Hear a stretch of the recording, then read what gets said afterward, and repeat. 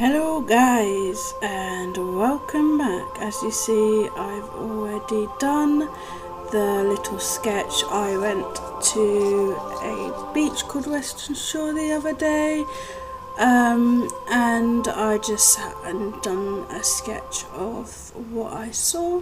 So yeah, I thought I'd come on here and finish it off with you guys.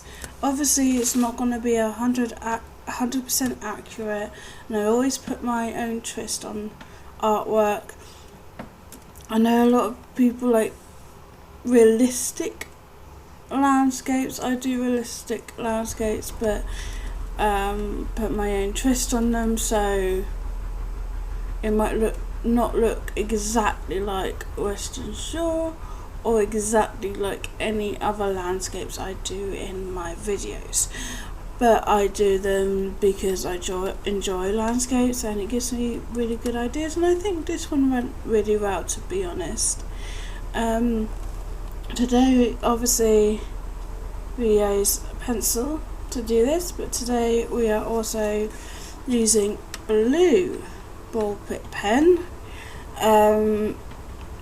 It was a random choice it was a 50-50 blue or black, and it turned out I had a blue pen, so this is going to be in blue. But the pen that I am using is brand new, so it does need a little workout here and there to be able to be used and get it going to start with. Of the yeah, but while I do this, I will be explaining a little bit about Western Shore, because why not? It's better than you just watching a video.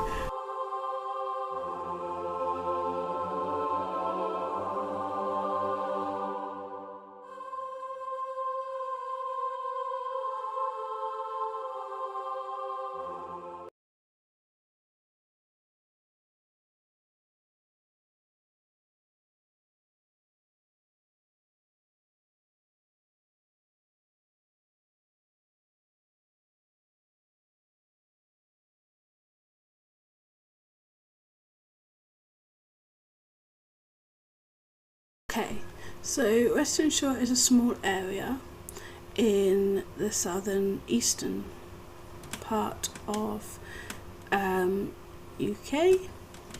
It was mostly built on land, so it was created. It's not a natural beach. It was created by humankind. It used to be the Western Grove estate, owned by the Chamberlain family. Western also includes parts that were once the Barnfield and Mayfield estates. Western actually was a small village where people used to it was a fishing village. And that was back in the late 900s. A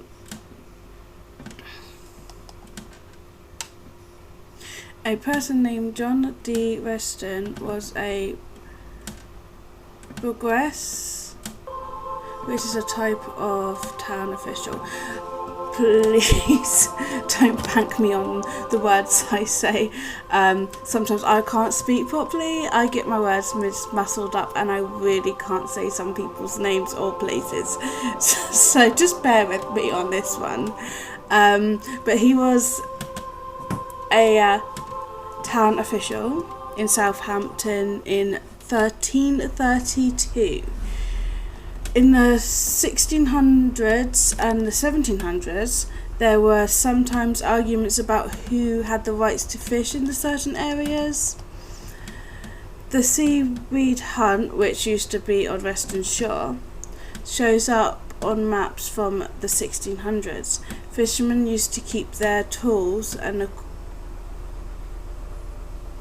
equipment safe in that area.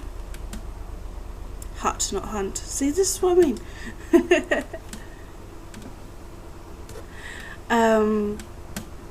Right, so the Chamberlain family and their estates.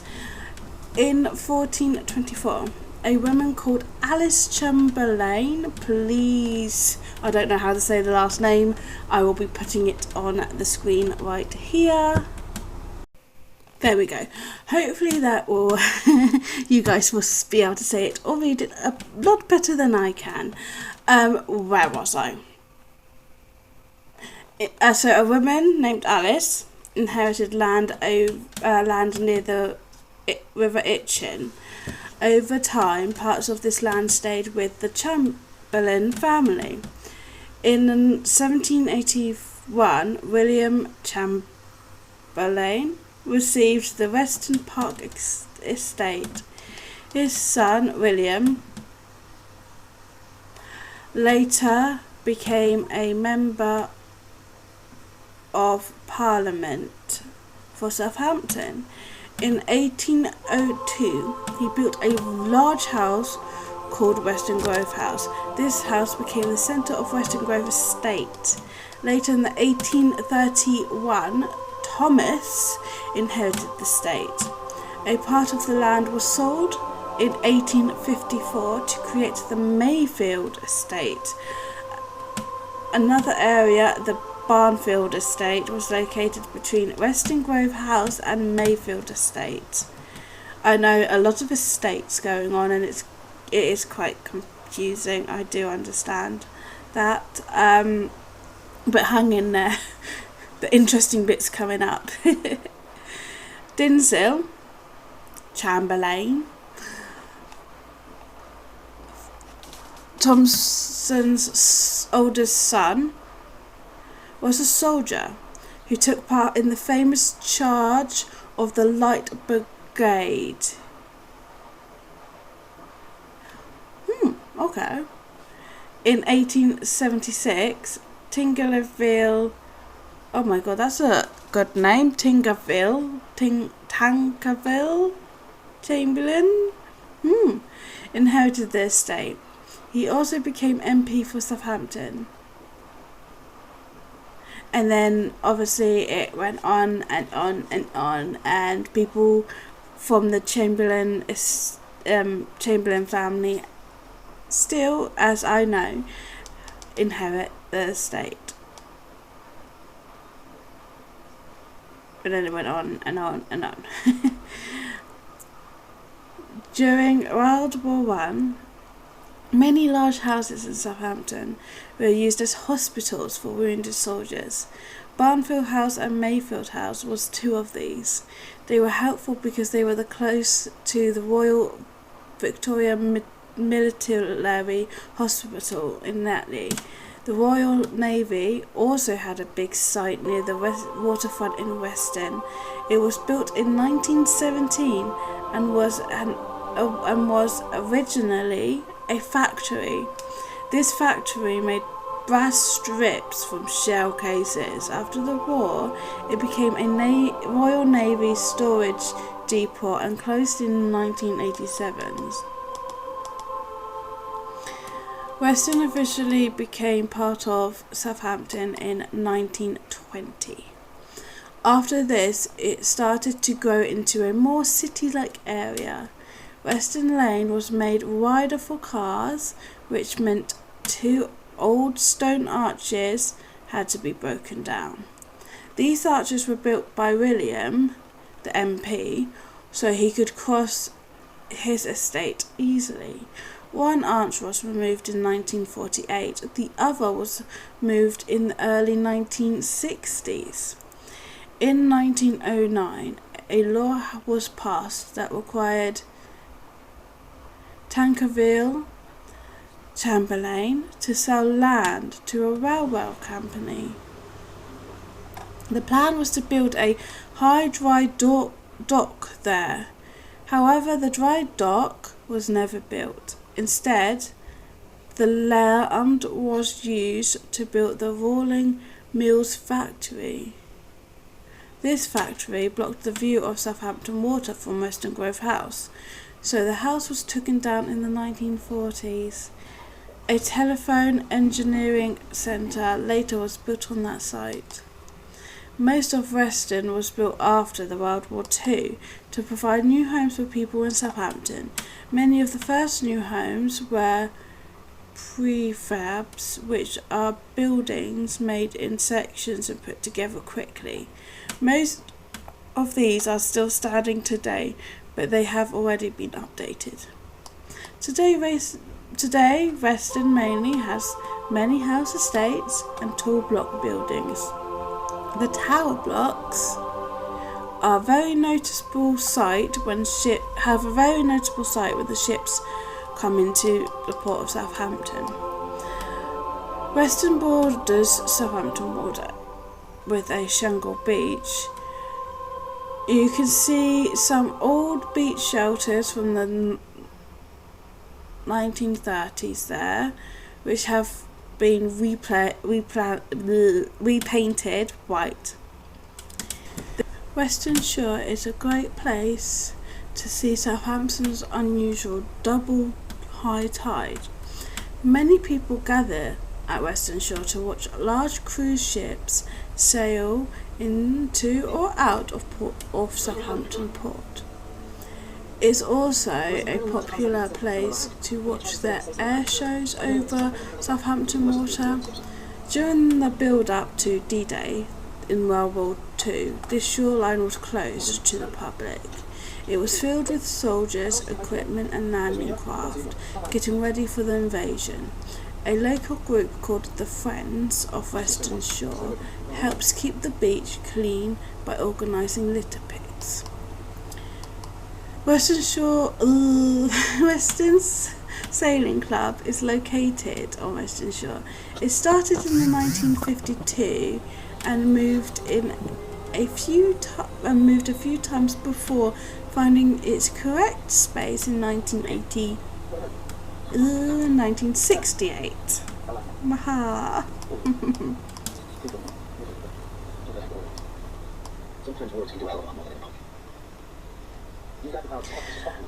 The tall tower block in Weston was featured in a British science fiction movie in 2015 called Contentment. And that's basically it about Weston Shore. It's just literally a beautiful, it's not sandy, it's a rocky beach. It's just a beautiful rocky beach. It starts right near the ship docking area and all the way down to Victoria Park. It's such a beautiful place to be. You can see the ships coming in and out. You can see the other side of Southampton, which is beautiful to see as it is. As you can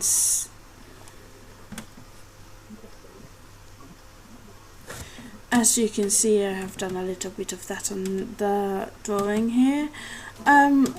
All in all, Weston Shore is just a nice place to be. It does get hectic, more in the afternoon times than anything, but it's yeah.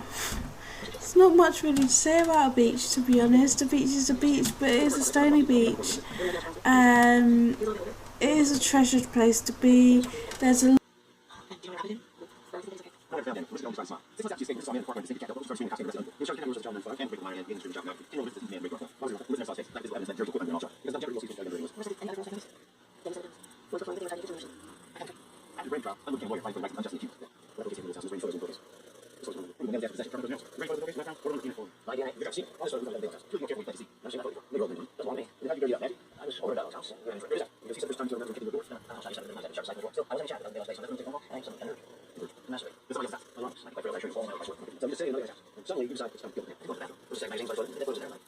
Oh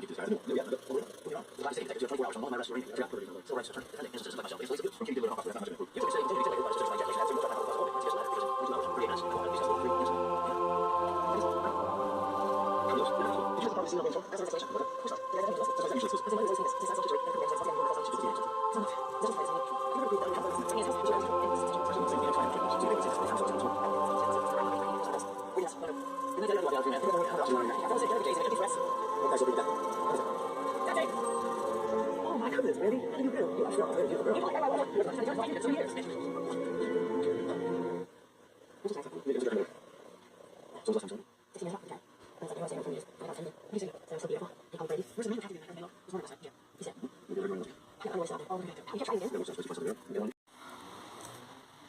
Anything?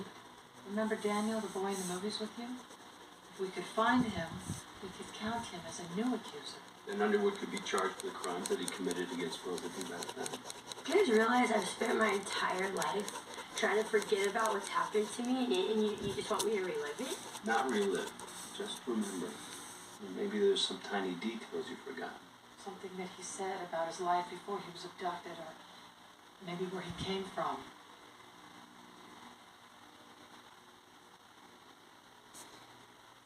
You know, all I can remember is Daniel's smile. The day that I got away. Victims deal with their trauma in numerous ways. Larissa has obviously built cognitive walls between the present and her very painful past. Is there a way to break through them? Hypnosis is an option, but it's often attacked on the stand for being unreliable. We only need Larissa to help us find Daniel, the boy who was in the movies with her. The Brandy series was made in the 90s, but it didn't make it to the internet until 2005, which means that it wasn't available to the prosecutors of the original trial in 1996. You're saying that she probably never even saw the movies that she starred in. Viewing the images might trigger more specific memories about where Elena was. We're gonna destroy her in the process. It is a risk. Are you willing to take it?